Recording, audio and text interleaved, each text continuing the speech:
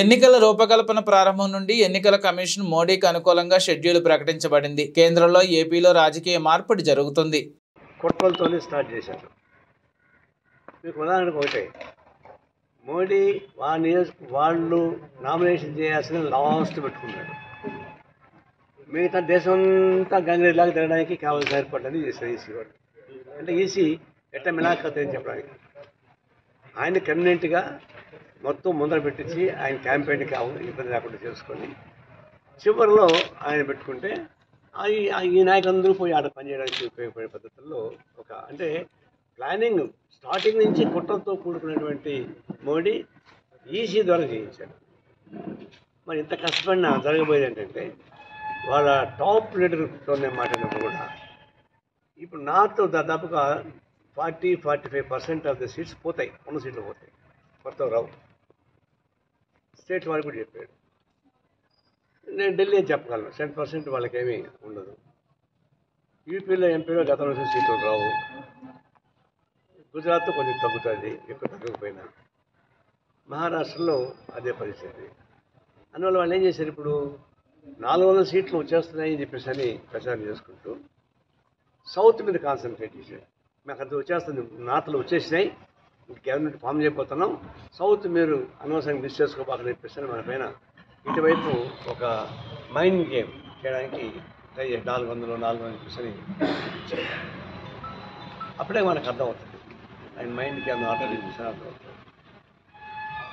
రెండవది వాళ్ళ defence game అర్థమవుతుంది. మొదట అయోధ్య మీద కాన్సన్ట్రేట్ చేశాడు.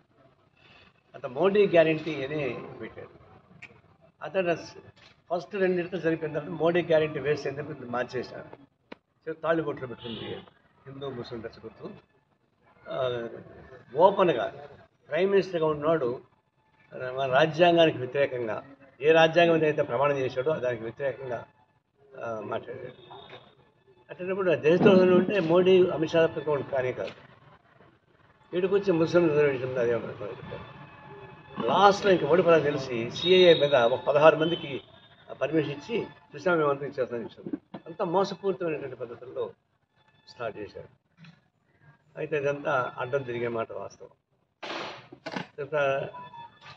కేంద్రంలో మోడీ ప్రభుత్వం మళ్ళా ప్రమాణం స్వీకారం చేసే అవకాశం లేదు అంతా నీకు అయితే చెప్పాలి. దాని ప్రభావం ఇతర రాష్ట్రాలకు పడాల్సింది. ఇప్పుడు మన ఎందుకు మాట్లాడతారంటే జమ్మూ కాశ్మీర్లో 35% ఓట్లు పెరిగినాయి. అంటే 370 ఆర్టికల్ రద్దు చేయడం వల్ల పెరిగిందని చెప్పేసి గొప్పలు చెప్తున్నారు. అది ఎవరు కలిసారో తెలిసిపోతుంది. దేశం మొత్తం మీద పెరిగాయి ఈసారి ఓట్లు. రాష్ట్రాల్లోనూ కేంద్రంలోనూ గతం కన్నా ఓటింగ్ శాతం పెరిగింది. ప్రజల్లో ఒక యాంటీ ఎస్టాబ్లిష్మెంట్ వచ్చేసింది. అందుకే ఫారిన్ నుంచి ఇంతకుముందు ఎప్పుడు చూసామా, మన టౌన్లో ఉండేవాళ్ళే క్రికెట్ చూసుకుంటూ ఓటుకు పోయేవాళ్ళు కాదు. అట్లాంటి విదేశాల నుంచి విమానాలు వేసుకొని వచ్చారు. ఈ టౌన్లో ఏ మూల ఉన్నా వచ్చేసారు మన భారతదేశం. చూసారు హైదరాబాద్ నుంచి ఎంత ఇబ్బంది పడ్డారు వచ్చారు. అంటే మోడీ విధానాలపైన విసిగెత్తిన జనం. ఇంతకుముందు మధ్యతరగతి ప్రజలు ఓటుకు వచ్చేవాడు కాదు, ఎప్పుడు వాళ్ళు తిట్టుకునేవాళ్ళం. అందరూ ఎగబడి వచ్చి ఓటేశారు. అంటే కేంద్రంలో బీజేపీ వ్యతిరేక పవనాలు చూస్తానికి ఇదే కారణం. రెండవది ఏంటంటే వాళ్ళు చేసింది ఏముంది, ఈ 10 ఏళ్లలో పట్టుమని ఒక పబ్లిక్ సెక్టర్ రాకపోగా, ఒక బ్లాక్ మనీ కంట్రోల్ చేయకపోగా, బ్లాక్ మనీ కంట్రోల్ చేస్తారని చెప్పి బ్లాక్ మనీ వైట్ మనీ చేశారు. లేకపోతే బ్లాక్ మనీ ఉంది కాబట్టి ఎన్నికలు ఖర్చు పెడతారన్నారు. ఇప్పుడు ఎందుకు తక్కువ పెట్టారా? డిమానిటైజ్ చేసిన తర్వాత బ్లాక్ మనీకి ఎక్కువ అయిపోయింది. అప్పుడు 1000 రూపాయలు 500 రూపాయలు ఇచ్చేవాళ్ళు 10,000 రూపాయలకి కట్టగట్టుకుని దిగుతున్నారు. అలా ఇవన్నీ కూడా ప్రజలు పనిచేసి పబ్లిక్ సెక్టర్ రాలేదు, బ్లాక్ మనీ పోలేదు. తర్వాత దోపిడీ పెరుగుతూ ఉంది, అవినీతి పెరుగుతూ ఉంది. తర్వాత హోల్సేల్ అవినీతి. నేను నిస్వార్థపడు, నాకేం 3 కోట్ల రూపాయలు ఆస్తుంది, ఒక కారు కూడా లేదు అంటే ఎందుకు? అదాని కార్లా నీ కార్లే కదా, అదాని బంగ్లా నీ బంగ్లాలే కదా, నీకు సొంత బంగ్లా ఎందుకు కూడా కట్టవలసిన లాభంగా చెప్పేవాడు. ఏమైనా నువ్వు పెళ్లి చేసుకున్నదంటే when milk is available in market why should I purchase cow అన్నాడంట. అంటే పాలు మార్కెట్ దొరుకుతున్నప్పుడు ఆవుతో నాకేం పనయా, దాన్ని మళ్ళీ ఆవు పంచతం పేడ పెట్టుకోవాలని చెప్పేసి. అట్లా మోడీకి ఇల్లు లేకపోతే అదాని ఇండ్లు ఉన్నాయి, బంగ్లాలు ఉన్నాయి, అదాని కార్లు ఉన్నాయి, ఇంక మిగతా ఏమో అక్కడ తెలియదు నాకు, అది వేరే విషయం. ఇంకా కట్టుకుని కాలం వదిలేసి ఇంత నాటకాలు ఆడడం ఏంటి? నీ పీరియడ్లోనే కదా 16 లక్షల కోట్ల రూపాయలు ఎగ్గొట్టి 29 మంది భారతదేశం వదిలిపెట్టి కెనడాలో, లండన్లో ఉండేది ఎవరు? ఈయన వచ్చాకనే కదా. మన్మోహన్ సింగ్ ఉన్నప్పుడు ఎవరు బయట పోలే, డబ్బులు ఎక్కొట్టాడు, జైలుకు పోయారు. ఈయన వచ్చినప్పుడు 29 మంది బయటికి వెళ్ళారు. అంతా ఒక విజయమాల్యం తప్ప అంతా గుజరాత్ వాళ్ళే.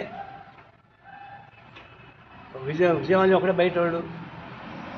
అవంతా నీ అవినీతి కదా, మోడీ అవినీతి అవన్నీ. అదే హోల్సేల్ అవినీతి మీది. లక్షల కోట్ల రూపాయలు ఎగ్గొట్టి వాళ్ళని కాపాడుతామని. ఇక్కడ ఇంకొక ఇద్దరు ఉన్నారు, మీకు దత్తపుత్రులు. ఒక దత్తపుత్రులు అదాని, మొత్తం భారతదేశం ఆశ మొత్తం ఆయనకి అప్పగిస్తూ ఉన్నారు. ఇప్పుడు నల్ల మందు దొరుకుతుంటే, డ్రగ్స్ దొరుకుతున్నాయంటే ఎవరు కారకులు? అదాని పోర్టు ముందర, గుజరాత్ ముందర. ఆడికి ప్రపంచంలో అన్ని చోట్ల ఆడికి వస్తాయి. ఆఫ్ఘనిస్తాన్ నుంచి, పాకిస్తాన్ నుంచి మొత్తం ఆడికి వస్తాయి. అక్కడి నుంచి మొత్తం ఎక్స్పోర్ట్ చేస్తున్నాడు. అందుకే వాడు ఏం చేస్తున్నాడంటే సముద్ర తీర ప్రాంతంలో మొత్తం పోర్టు లాగేసుకుంటున్నాడు. ఇక్కడ గంగవరం పోర్టు తీసుకున్నాడు, కృష్ణపట్నం పోర్టు తీసుకున్నాడు, కారేకల్ పోర్టు తీసుకున్నాడు, కేరళలో పోర్టు తీసుకున్నాడు. అంటే మొత్తం పోర్టు వాడు తీసుకుంటాడు. సముద్రంలో ఎంత ప్రయాణం చేసి పట్టుకోలేదు కదా, స్మగ్లింగ్ రోడ్డు మీద వచ్చి పట్టుకుంటారు ఆయన. కాబట్టి ఆయన దత్తపుత్రులు అంటే ఇప్పుడు 29,030 మంది అదానితో పోల్చుకుంది. అలీబాబా 30 దొంగలలాగా మోడీ 30 దొంగల ఇవన్నీ చూసి తెచ్చిపెట్టేశారు. నిజంగా గెలిచిన పని ప్రమాదం వచ్చేది. ఇప్పటికే ప్రెసిడెంట్ ఆఫ్ ఇండియా మొత్తం డబ్బింగ్ చేసేసాడు కదా, ఈసీని డబ్బింగ్ చేశాడు కదా. భారతదేశానికి మంచి శుభ పరిణామం వస్తుంది. దేశం మొత్తం మీదుగా భారతీయ జనతా పార్టీ ఆధ్వర్యంలో వచ్చేటువంటి అధికారం లేదు. ఇప్పుడు రాష్ట్రాలు మన దక్షిణ రాష్ట్రాలను చెప్పారు. కేరళలో కానీ తమిళనాడులో కానీ, తమిళనాడు ఓట్లు వస్తే కొంచెం తిరగదు తప్ప సీట్లు వచ్చే అవకాశం లేదు. కర్ణాటక ఉన్న సీట్లు పోతాయి. ఆంధ్రప్రదేశ్లో టీడీపీ దయవల్ల వస్తే 1-2 వస్తే ఒకటి వచ్చే అవకాశం ఉంది. తెలంగాణలో ఒక 3-4 సీట్లు రావచ్చు. ఇప్పుడు 4 ఉన్నాయి, 4-3 రావడానికి అవకాశం. కాంగ్రెస్ పార్టీ ఇంకొంచెం జాగ్రత్తగా ఇంకా అందరినీ కలుపుకొని ఒట్టెత్తుపోకుండా లేకుండా చేస్తే ఇంకా బాగా. అంటే కరుణానిధి, డిఎంకే స్టాలిన్, ఒకవేళ చెప్పి భారతదేశం మొత్తం మీదుగా స్టాలిన్, డిఎంకే నాయకత్వం స్టాలిన్ ఒకటే తమిళనాడులో అందరినీ కలుపుకొని ఆ పద్ధతి కానీ కాంగ్రెస్ చేసి ఉంటే, స్టాలిన్ ఏ విధంగా అయితే అందరినీ కలుపుకొని ఒక మంచి ఫ్రంట్ ఏర్పాటు చేశాడు, జాతీయ స్థాయిలో కాంగ్రెస్ పార్టీ కూడా అంతే విశాల దృక్పథంతో అట్లాంటి ఫ్రంట్ కానీ పెట్టుకుని కలుపుకొని పనిచేసి ఉంటే ఈ పని గ్యారెంటీ చెప్పేసి ఉండొచ్చు. దెబ్బేసి వాళ్ళు అక్కడ ఫెయిల్ అయ్యారు. అయినా జనం వాళ్ళు వద్దన్న ఓట్లు వాళ్ళకి వేస్తున్నారు ఇప్పుడు. ఎందుకంటే వాళ్ళు ఉండకూడదు, ఓటు బ్యాంక్ ఉండకూడదు. ఆ విధంగా కాంగ్రెస్ వాళ్ళకి అధికారం రావచ్చు. ఇప్పుడు ఇక్కడ మోడీ మొన్నటిదాకా పల్లకి మోసాడు పాపం జగన్మోహన్. అంటే ఆ పల్లకి ఎట్ట మోసాడంటే పోయేవాళ్ళు ఈ భుజం మంట పుడితే భుజం మార్చుకుంటారు. ఓహో ఓహో ఓహో ఓహో ఓహో అని మార్చుకుంటారు. భుజం మారిస్తే మోడీకి నిద్రలేస్తారు భయపడి భుజం కూడా మార్చుకుంటూ వచ్చాడు జగన్మోహన్. కానీ చివరిలో అతనికి మనం గుణాలు పెట్టాడు. ఎందుకు పెట్టాడు? చెల్లూరుపేటలో పబ్లిక్ మీటింగ్ మాట్లాడినప్పుడు నోటర్గా ఉన్నాడు. జగన్మోహన్ రెడ్డి ఒక మాట అన్నా, చంద్రబాబు ఒక మాట పోగలలే. ఆ తర్వాత ఆయనకి అసెస్మెంట్లో జగన్ ఓడిపోతుంది అభిప్రాయం వచ్చింది. అప్పుడు నుంచి ప్లేట్ ఫ్రై ఇచ్చాడు.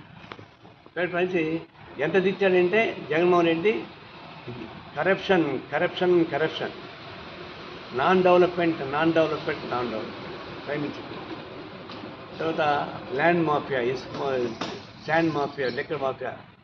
నేను చెప్పిందంటే ప్రైమ్ మినిస్టర్గా ఉన్నాడు ఆ మాట చెప్తే, ఇప్పుడు ఒక మర్రి చంద్రారెడ్డి ఏమన్నాడంటే పబ్లిక్ మీటింగ్ ఏమైనా ఇస్తే ఇక్కడ బోర్ తవ్వాలంటే జీవో, అదే జీవో, నేను జీవో ఇయ్యక్కనా మీకు, నేను ఏది ఓపెన్ చేసి అదే జీవో రాసుకోనని. ఇప్పుడు జగన్మోహన్ రెడ్డి పైన అంత అవినీతి గురించి చెప్పినవాడు ప్రైమ్ మినిస్టర్గా వెంటనే అరెస్ట్ చేయాలి కదా. మళ్ళీ ప్రైమ్ మినిస్టర్ మాట్లాడితే ప్రతిపక్ష పార్టీ మేము ఆరోపిస్తాం. కానీ ప్రైమ్ మినిస్టర్గా ఉన్నవాడు నీ చేత అన్ని హ్యాంగ్ ఉన్నాక అంత అవినీతి పని చెప్పినాక ఎందుకు అరెస్ట్ చేయలేదు? ఇదంతా నాటకాలే. వాడు గెలిచా వీడు గెలిచా వీడు మనతో ఉండాలని చెప్పేసి అంత హడావుడి చేశారు. అసలు మేము ముందు చెప్పాం, జగన్మోహన్ రెడ్డి యువకుడు, చదువుకున్నాడు, భవిష్యత్తు ఉండేవాడు. అతను ఒకటి పాజిటివ్ కూడా ఉంటే, సానుకూలమైన వాతావరణం ఉంటే, పాజిటివ్ హ్యాబిట్ ఉంటే గెలిచేవాడు. ఇప్పుడు వల్ల జస్ట్ పాజిటివ్. మా వాడు చెప్పేవాడు, వాడికి పిల్లకి పోయినాడంట, మన రామాయణ కోసం పిల్లకి పోతే వాళ్ళు ఏంటంటే మావాడు చాలా మంచివాడండి, ఒక్కడు తప్ప అంటే అన్నీ మంచి గుణాలని చెప్పాడు. అంటే వాళ్ళ ఒక్క గుణమే కదా పోతే పోయలే ఆయన పిల్లలు తీసేది మొదలుపెట్టారు. తీరా బొట్టు కట్టేటప్పుడు వాడు బొట్టు కట్టమంటే నేను కట్టాడు. మరి బొట్టు కట్టరా అంత అయిపోయిందంటే నేను కాదు అంట. ఏమనంటే చెప్పాను కదండి ఒక్కటి మాత్రమే, అదే చెప్తే వినండి వాడు, అన్నీ మంచి గుణాలే చెప్తే వినడు, కరెక్ట్గా జాగ్రత్తగా మంచిగా వస్తుంది. అది ఎన్ని ఉన్నది ఏ లాభం? బట్టలు నొక్కినాడు ఏలుగుండు పట్టింది, దాంతో కూడా ఎక్కువ చూసుకోవాల్సి వస్తుంది. పాజిటివ్ కూడా లేదు. ఆయన ముఖ్యమంత్రి అయిన వెంటనే ఎప్పుడైతే ప్రగతి భవన్ పగలగొట్టాడు, అక్కడ నెగిటివ్ స్టార్ట్ చేశాడు. ఆ నుంచి నెగిటివ్ రివర్స్ టెండరింగ్ అని పెట్టాడు. దీంతో ఏమైంది, మొత్తం డెవలప్మెంట్ ఆగిపోయింది. చంద్రబాబు నాయుడు చేసిన పనులు కన్నా ఏమి మాట్లాడకుండా అట్లే కొనసాగుతూ ఉంటే, ఆ బండికి ముందుకు తీసుకెళ్తానంటే నెంబర్ 1 చీఫ్ మినిస్టర్. ఇట్లాంటి ఓడి చేయడానికి ఎవరి చేత కాదు. ఎందుకంటే అమరావతి సెల్ఫ్ సఫిషియెంట్, దానికి డబ్బులు బయట తీసి పెట్టక్కల్లా. దానిలో ఉన్నది చంద్రబాబు నాయుడు వ్యాపారం చేసి ఇంకా బాగా చేసి ఉండేవాడు. రాజకీయాలకు వచ్చి రాజకీయం జడగొట్టాడు అనుకో ఆయన, వ్యాపారాలు పెట్టి అది లేదు. కానీ దానికి క్యాపిటల్ కట్టుకోవడానికి ఉపయోగపడేటువంటి పద్ధతి ఏర్పాటు చేశాడు. అది ముందుకు తీసుకెళ్ళి ఇప్పటికి క్యాపిటల్ కట్టేసేవాడు. అప్పుడు చంద్రబాబు మర్చిపోయి వాళ్ళ పైన గుర్తుండేది. పోలవరం ముందు తీసుకెళ్ళి పోలవరం అయిపోయి ఉండేది. ప్రత్యేక వాళ్ళు సంపాదించుంటే ఇంకా గట్టికుండేవాడు. కడప స్టీల్ ప్లాంట్ పెట్టుంటే రాయలసీమ అంతా ప్రమాణంగా వచ్చిండేది. అట్లా ఉన్న ప్రకటిత విధానాలను సానుకూలంగా ముందుకు తీసుకెళ్ళి 3 లక్షల ఇళ్ళు కట్టాడు చంద్రబాబు. దాన్ని పెయింట్ వేసి సొన్న వేసాడు, బొమ్మలు వేసుకుని సరిపోయింది కదా, ఇది కట్ట పెట్టేసాడు. నీళ్లు ఉన్నాయి కంటే లేదు, నేను బావి తొవ్వి నీళ్ళు చూసుకోవాలని చెప్పేసి మూర్ఖత్వంతో కేవలం నెగిటివ్ యాంగిల్ వల్లనే